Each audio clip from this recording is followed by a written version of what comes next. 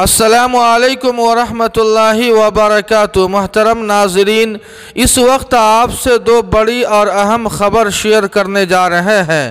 پہلی خبر کا تعلق شہر نبی مدینہ پاک سے ہے تو دوسری خبر کا تعلق مغربی بنگال سے ہے۔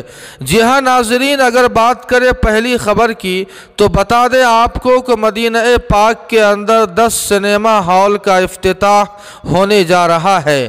ناظرین کرام، آپ کو بتلا دیں کہ یہ جانکاری عالم اسلام کے معروف و مشہور عالم دین شیخ الاسلام حضرت مولانا مفتی تقی عثمانی صاحب نے ٹویٹ کے ذریعے دی ہے۔ مفتی تقی عثمانی صاحب لکھتے ہیں، اب مدینہ پاک کے اندر بھی 10 سنیما ہال قائم کرنے کا منصوبہ۔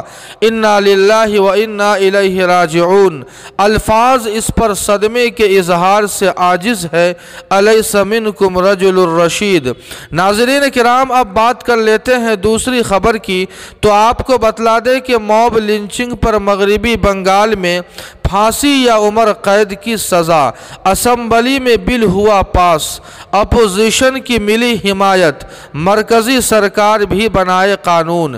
جی ہاں ناظرین، آپ کو بتلا دیں کہ ملک میں بڑھتے موب لنچنگ کے شرمناک حادثات کو دیکھتے ہوئے مغربی بنگال کی وزیر اعلیٰ ممتا بنرجی موب لنچنگ کے خلاف نیا قانون بنانے جا رہی ہے۔